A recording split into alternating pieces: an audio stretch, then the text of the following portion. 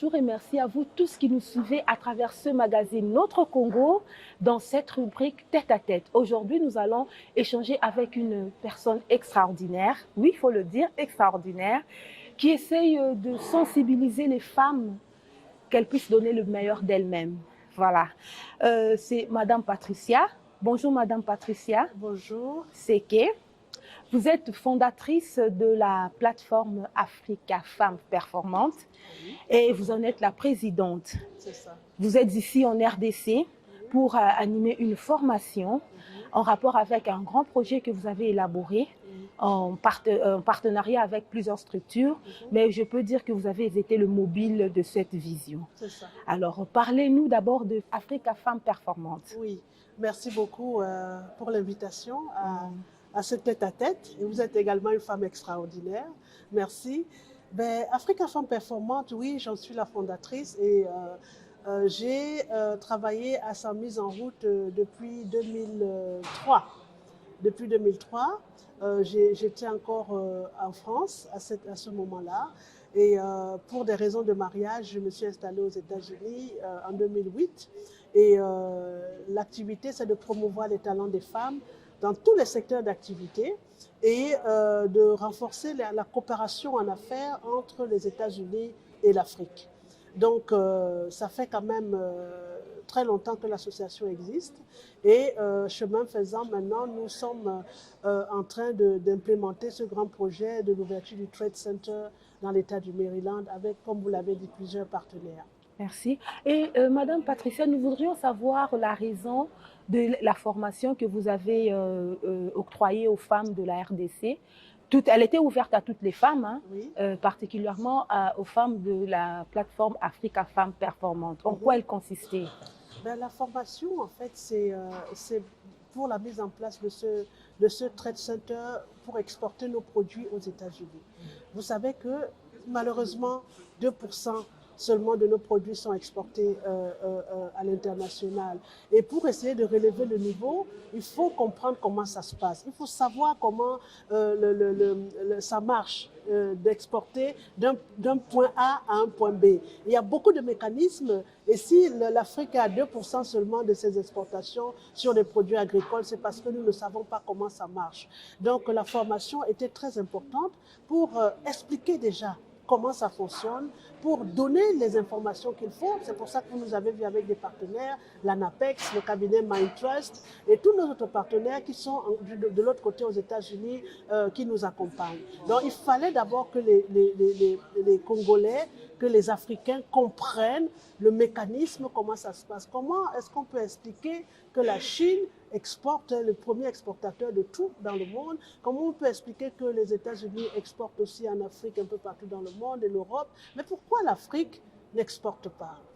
Ce n'est pas parce que nous sommes les plus idiots, mais c'est simplement qu'il faut comprendre comment le mécanisme marche.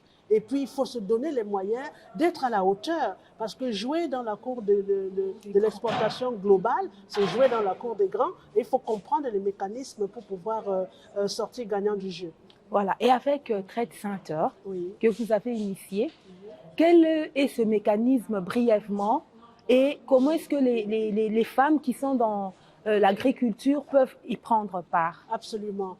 Donc, le mécanisme, la formation avait pour objectif d'organiser la chaîne d'approvisionnement. La chaîne d'approvisionnement. Alors, on veut exporter les mangues. On sait que la mangue, c'est un produit assez délicat. On ne peut pas le conserver longtemps. Comment on fait? On peut arracher des parts de marché en vendant les mangues séchées.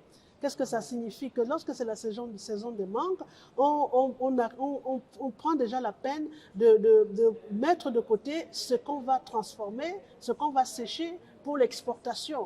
Et comme ça fait que les mangues ne pourrissent pas et on ne perd pas. Donc ça, on peut gagner des parts de marché avec la mangue. Même chose pour les ananas. Même chose pour tous les produits périssables qu'on peut transformer pour pouvoir gagner des parts de marché. Donc, il fallait comprendre le mécanisme. Au niveau de la chaîne de production, on connaît les produits saisonniers, à quel moment on produit tel produit, à quel moment on prévoit de l'exporter. Au niveau maintenant de la transformation, quels sont les produits que nous voulons transformer de façon arroser le marché américain, nous avons des épices. Nous avons des épices, l'ail en poudre, les oignons en poudre. On transforme ça et on envoie. Aujourd'hui, toutes les femmes, quel que soit le lieu dans le monde où elle aime bien prendre ses épices en poudre et saupoudrer sa petite sauce. Et ça, c'est quelque chose qui passe. Et nos épices ici sont très parfumées. Donc, c'est ouvrir cette filière-là, la filière miel.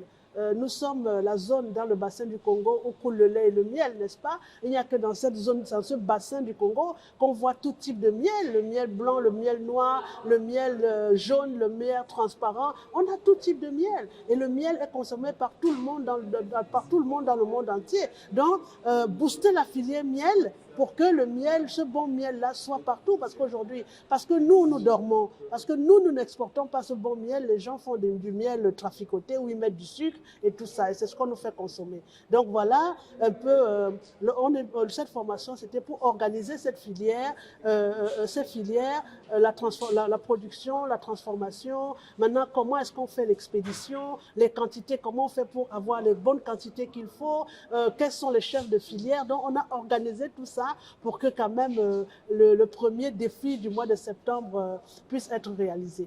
Et Madame Patricia, vous savez, les Congolaises ou les entrepreneurs congolais aiment évoluer en solo.